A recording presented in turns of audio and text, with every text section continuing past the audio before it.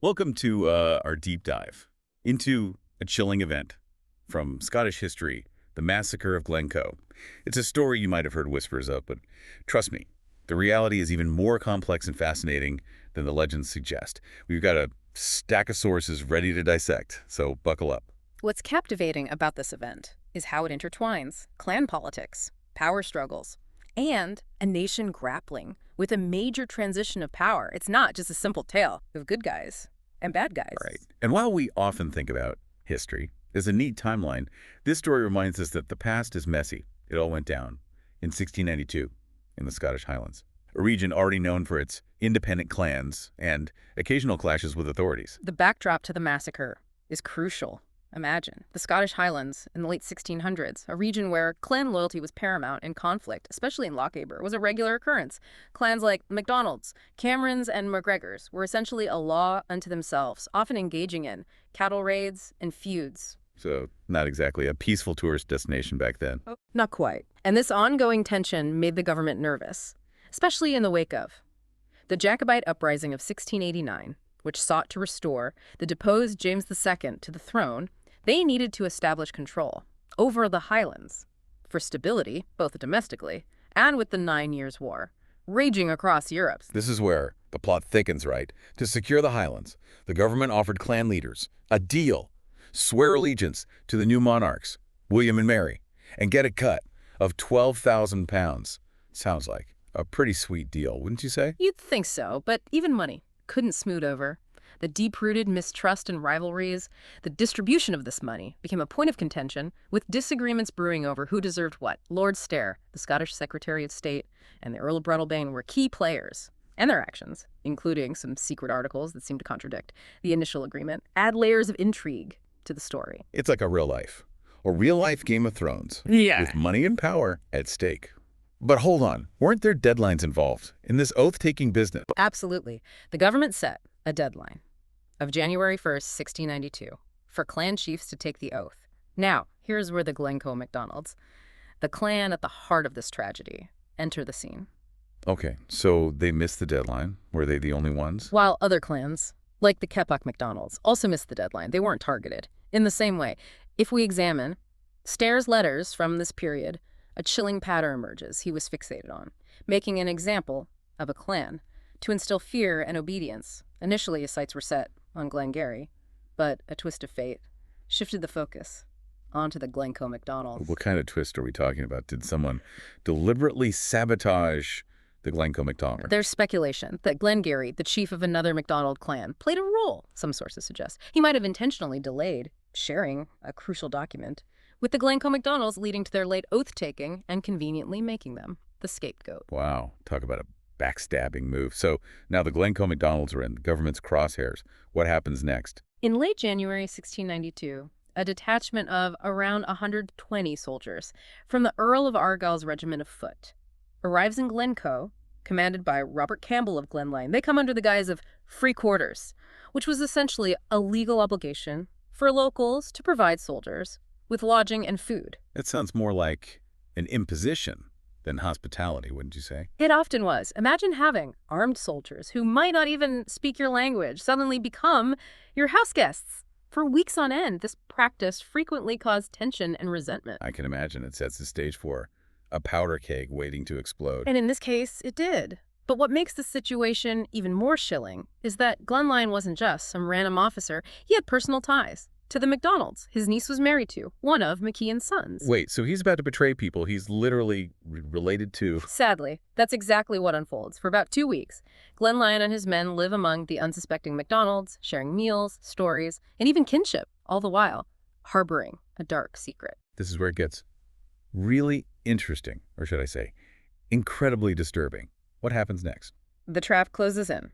On February 12th, Lieutenant Colonel James Hamilton arrives with 400 men, strategically positioned to block the northern exits of Glencoe. Simultaneously, another 400 men, under Major Duncanson, are preparing to join Glenlyon and sweep through the Glen, effectively sealing the MacDonald's fate.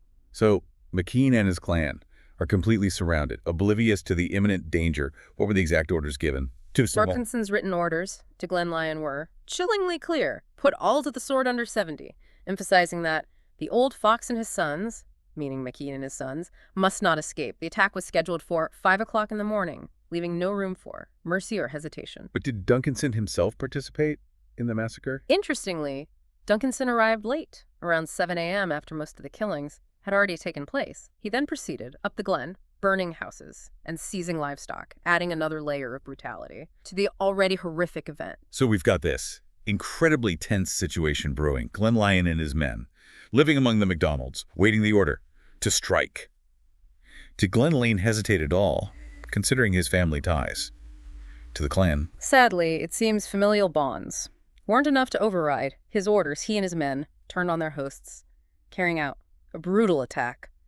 McKean, the clan chief, was among the victims, but thankfully, 2 of his sons managed to escape. It's a chilling reminder that sometimes, even in the face of personal connections, orders can override basic human decency. What happened in the immediate aftermath of the massacre? Reports from the time, like Hamilton's account, claimed 38 MacDonalds were killed. However, modern historians believe this number is likely inflated, with estimates closer to 30 deaths, directly attributed to the massacre. It's also important to note that the exact death toll remains unclear due to the chaos and difficulty of gathering accurate information. You're in such a remote region. That lack of a clear count just adds to the tragedy, doesn't it?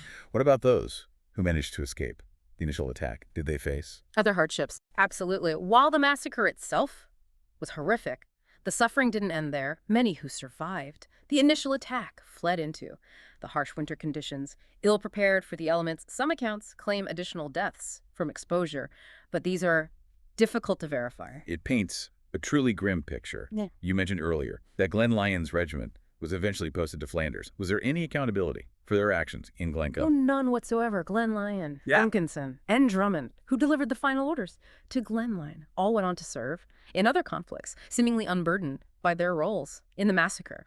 Glenn Lyon later died in Bruges. Duncanson was killed in Spain, and Drummond participated in the ill-fated Darien scheme. It's mind-boggling that they faced no repercussions for such a brutal act. Was there any public outcry or demand for justice? The public reaction was mixed, a reflection of the complexities of the time while the massacre generated discussion and some condemnation.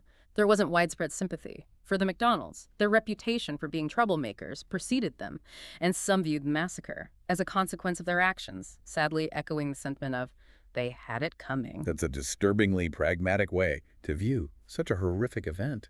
Did the memory of Glencoe just fade into the background noise of history? Not entirely. While initial public outcry was muted, the massacre became a political tool used to discredit those in power, particularly Lord Stair. So the focus shifted from seeking justice for the MacDonalds to settling political scores. Precisely. Remember, Stair had made enemies throughout his career, having served under both the deposed James II and the new monarchs. The massacre became ammunition for his opponents, a way to attack his character and question his judgment. So even though the initial public reaction wasn't what we might expect today, the massacre still had a lasting impact on the political landscape. What ultimately brought the massacre back into the spotlight? It wasn't until 1695, after the English Licensing of the Press Act expired, that the full weight of the massacre come crashing down on the government. The lifting of censorship restrictions allowed a flood of politically charged pamphlets to circulate, with one in particular, Gallienus Redivivus, or Murder Will Out, by Jacobite activist Charles Leslie, directly accusing King William of complicity. This accusation, printed and distributed widely, created a scandal the government could no longer ignore. So the government found itself in a tough spot. Public pressure was mounting, and they needed to address the situation. What did they do? They established a commission to investigate the massacre. However, their approach was carefully calculated. Charging someone with murder, especially someone as high-ranking as Stair, would have been politically explosive. Yeah. It's a classic case of damage control, isn't it? Trying to appear responsive to public concern while protecting those in power. But how could they possibly justify such a brutal act? The commission cleverly focused on a specific legal concept called slaughter under trust, which dealt with acts of murder committed after a betrayal of hospitality or an agreement of surrender. By framing their investigation around this concept, they aimed to determine if the soldiers exceeded their orders, rather than questioning the legality of the orders themselves. So they were essentially trying to parse degrees of culpability within a framework That already presumed the massacre was, at least to some extent, justifiable. What did the commission ultimately conclude? They delivered a verdict that aimed to appease public sentiment, while shielding those truly responsible, while acknowledging that Stair and Hamilton bore some responsibility. The commission ultimately placed the blame on King William, who had signed the orders. The king takes the fall. But what about the real masterminds? What consequences did Stair and the others? Stair was dismissed from his position as Secretary of State, but as we often see in history, this was merely a temporary setback. He eventually returned to government, even receiving the title of Earl from Queen Anne. It's almost unbelievable that he managed to escape any real punishment.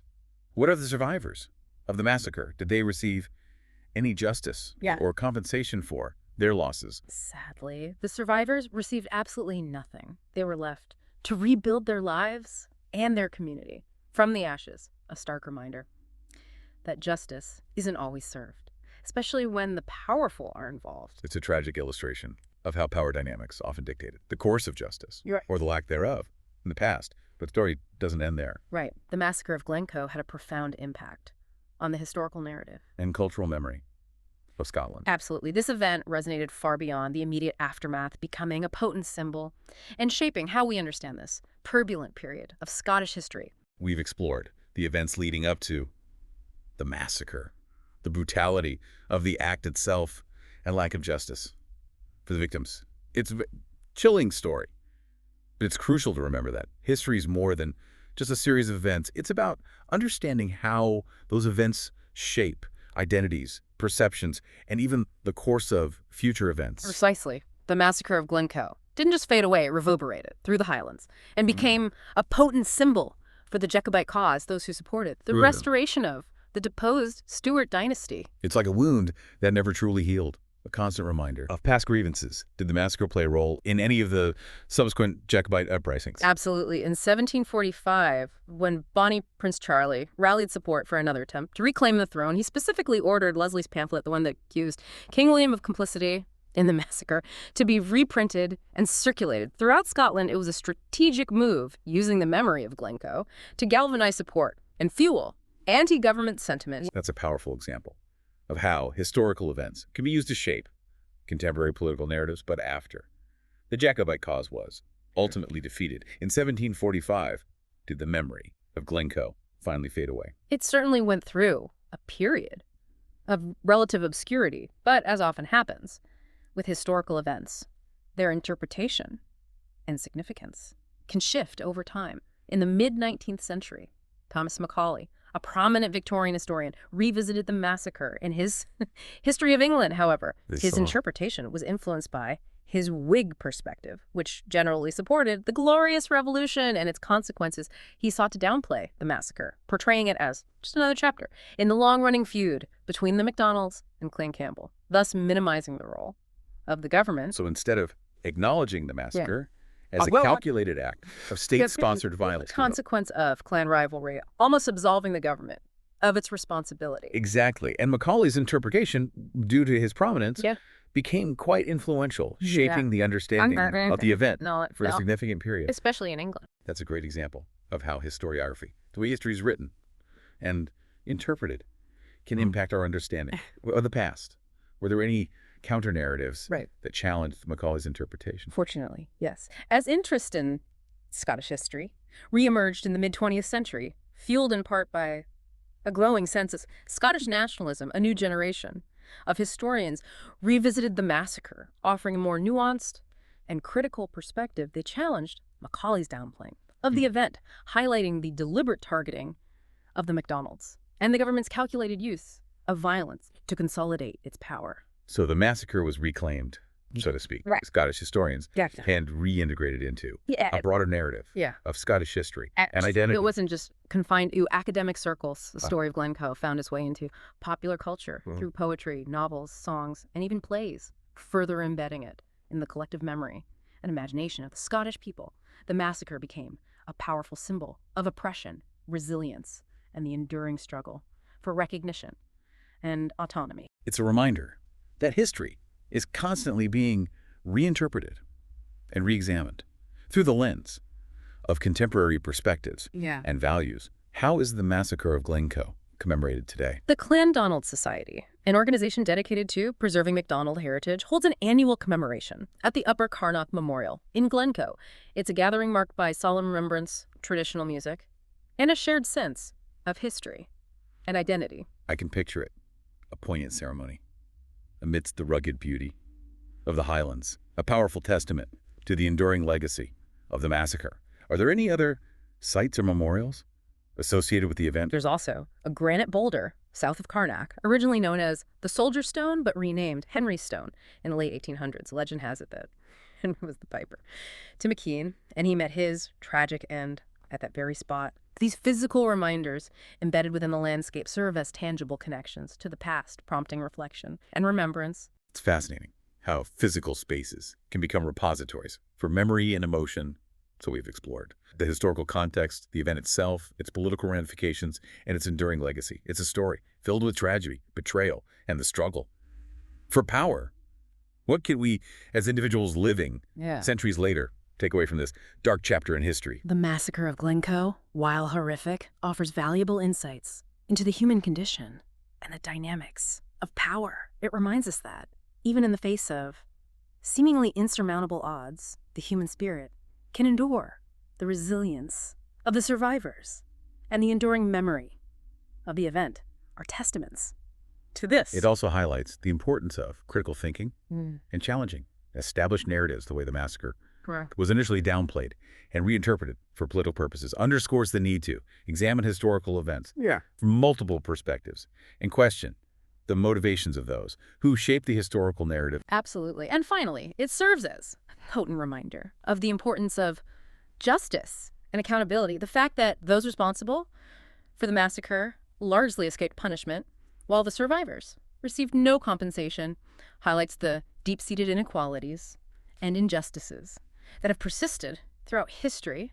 It's a sobering thought, but one that's crucial to grapple with as we navigate the complexities of our own time. We've reached the end of our deep dive into the massacre of Glencoe. It's a story that challenges us to confront uncomfortable truths of the past while seeking to understand its enduring relevance in the present. To our listener, we encourage you to continue exploring this event, to delve deeper into the sources, the historiography, and the multifaceted legacy of the massacre. Remember, history is not just a collection of facts and figures. It's a tapestry woven from the lives and experiences of those who came before us. And by understanding their stories, we can gain a deeper understanding of ourselves and the world we inhabit